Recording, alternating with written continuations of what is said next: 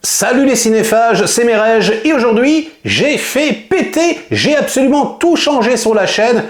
Fond vert, 4K, nouveau son, nouvelle caméra, décor interchangeable à volonté. Ouhou, pour votre plus grand plaisir, votre confort d'écoute et de visionnage. Enfin en tout cas je l'espère. Dites-moi en commentaire si ça vous plaît.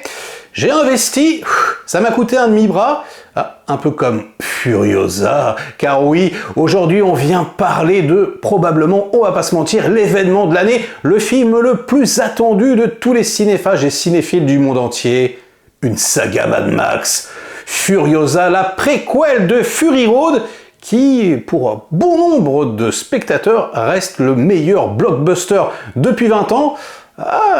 Ça se défend, mais ouais, c'est clair que c'est dans le haut du panier, c'est absolument exceptionnel, une décharge. Mais quand je l'ai vu à l'époque, j'y suis allé 2 fois d'affilée. C'est-à-dire que la première fois, j'ai pas compris, je me suis fait atomiser, il fallait que je fasse une petite pause, j'ai mangé un truc, et j'y suis retourné direct. Et je me suis refait atomiser, et depuis ce jour-là, il n'a pas quitté mon esprit, c'est mon Mad Max préféré. Et donc on attendait quelque part ce Furiosa comme le Messie. Ouh là là là là, est-ce qu'on avait raison, est-ce qu'on avait tort? Eh bien, les petits amis, et je suis désolé de le dire, vraiment, ça me fend le cœur.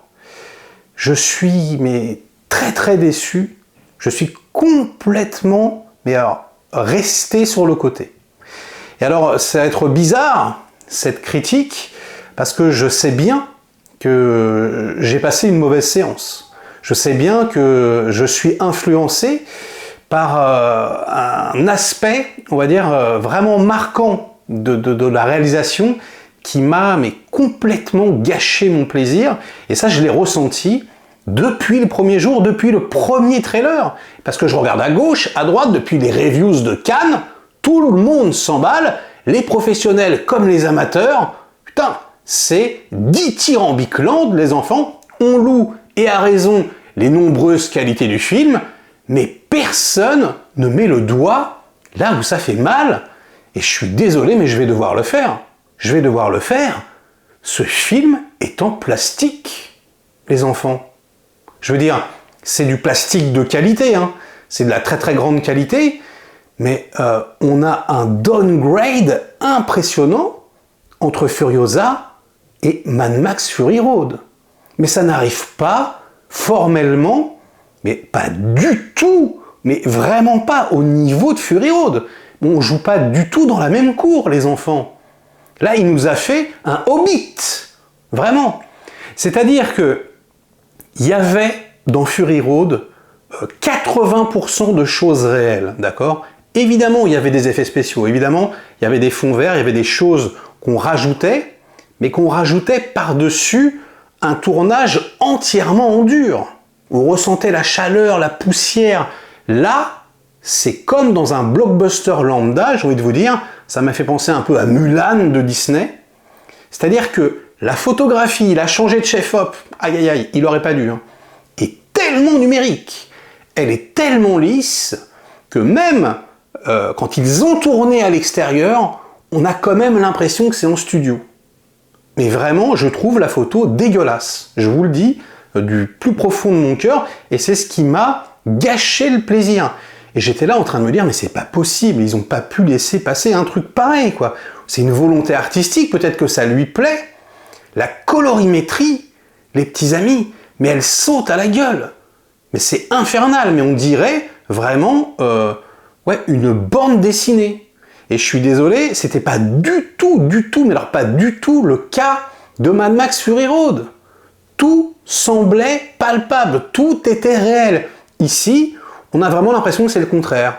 On a l'impression qu'il y a, 60-70% de choses qui sont shootées en studio. Ok? Alors oui, il est vieux, George Miller. J'imagine qu'il s'est dit, c'est pas possible. Je vais pas replonger dans un tournage épique comme je l'ai fait il y a 10 piges. Il pouvait peut-être le faire à 60-65 ans. Là, c'est vrai que c'est plus la même. Et je peux parfaitement le comprendre. Mais le problème, le gros problème, c'est qu'on a quelque chose qui n'est pas du tout raccord avec le film d'origine. Alors ça a toujours été un peu le cas des Mad Max. Ils sont tous très différents les uns des autres. Effectivement, le 1 n'a rien à voir avec le deuxième encore moins avec le troisième. Mais là, on est en terrain conquis, j'ai envie de vous dire. C'est la première fois qu'on réutilise des environnements, des personnages qui étaient dans le film précédent. C'est vraiment une continuité.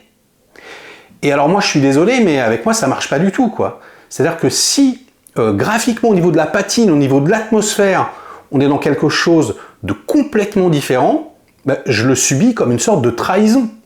Si le film s'était appelé Tartampionland, que ça n'avait rien à voir avec Mad Max, et qu'on m'avait vendu voilà, un film numérique comme ça, comme un blockbuster de qualité, mais comme il en existe d'autres, bon ben j'aurais dit ok.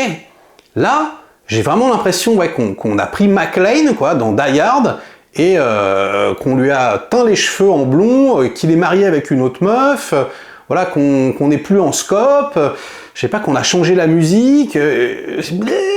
Non, il y a un truc qui se fait pas, il y a un truc qui ne fonctionne pas du tout. Et certains pourraient me dire que je chipote, et je vais vous répondre tout de suite, je chipote pour vous. Parce que pour moi, ça a une importance extrême. Encore une fois, l'atmosphère, la patine, les couleurs. Si c'est pas raccord, s'il n'y a pas une filiation vraiment forte avec le matériau de base, je suis complètement décontenancé. Et c'est exactement ce qui s'est passé. J'ai été complètement décontenancé. Et du coup, pendant toute la projection, je me disais, ok, ça c'est en studio. Ça, c'est en studio. Ah là, il y a une incruste. Ah là, les flammes sont rajoutées. Ah là, ceci, cela. Il n'y a rien de vrai, bordel. Mais dans le premier, rappelez-vous, quoi. Rappelez-vous, les motos qui passent au-dessus du camtar, on balance les cocktails Molotov. Et ce sont de vraies explosions, ce sont de vrais cascadeurs. Là, bordel, Miller, il le savait. Il savait déjà, de base, qu'il n'allait pas filmer de la même façon, qu'il allait faire de nombreuses scènes en studio. Et du coup, il a cogité sa mise en scène en fonction. Et on a des mouvements de caméra à l'intérieur des cockpits, par exemple, qui ne peuvent être mis en scène que si c'est contrôlé par ordinateur, s'il y a une prévisualisation, s'il y a voilà, une bagnole en synthèse qui tombe dans un ravin, ensuite on revient à l'intérieur, on passe exactement pile poil au moment voilà, où la caméra arrive, il y a un parachute dans le cadre, etc. Ensuite un cascadeur sur le toit, blablabla.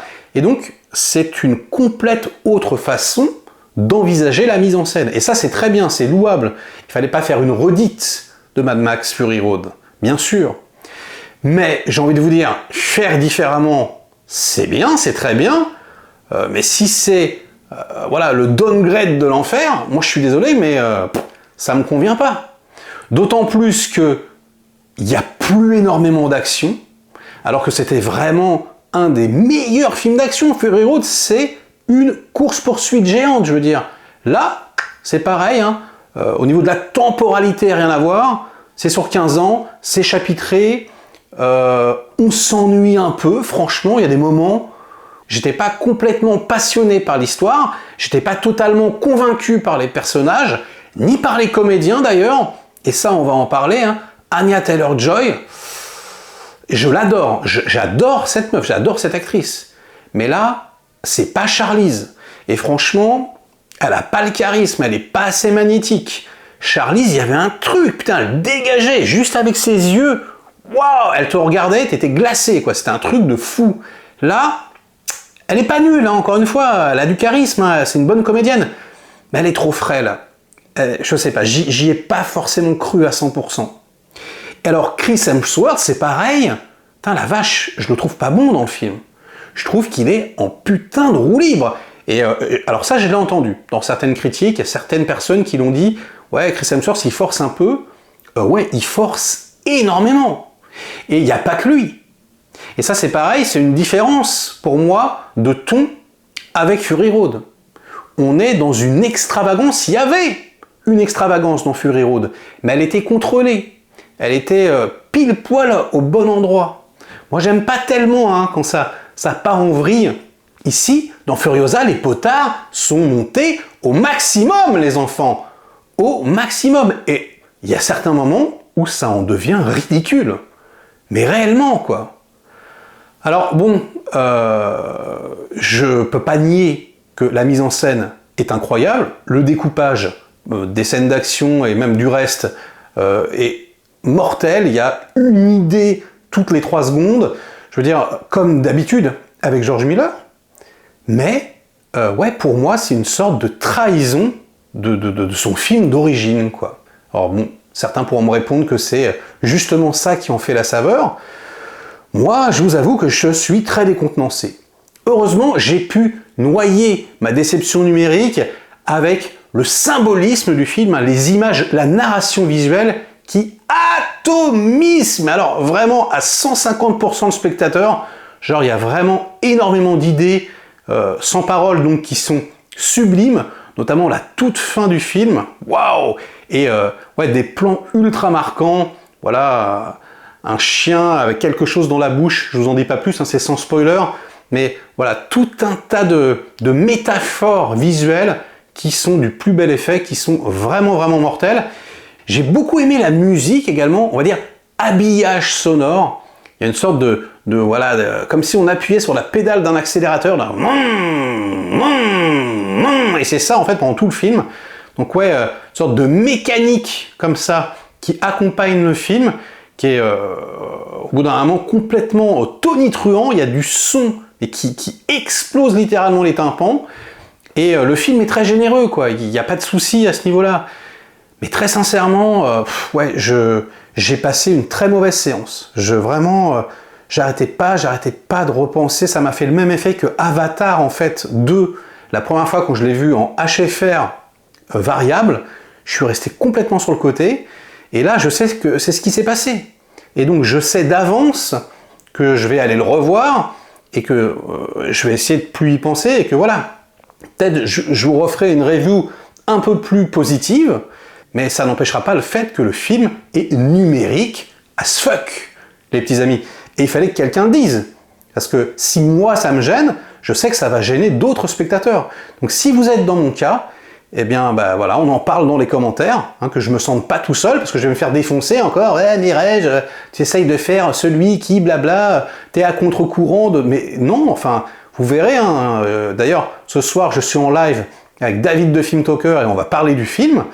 J'étais à côté de lui, il a bien vu dans mes yeux que j'étais déçu, quoi. C'est pas du cinéma, hein. Moi je suis toujours sincère sur ma chaîne, vraiment. Donc parfois je me fais déchirer, mais j'y peux rien, c'est comme ça. Donc sur ces bonnes paroles, ce sera la fin de cet avis à chaud. Likez la vidéo si elle vous a plu, diverti un minimum, délikez-la sinon, inondez-moi de commentaires comme d'habitude pour faire marcher le petit robot YouTube, et nous on se retrouve très vite pour de prochaines aventures. Ciao!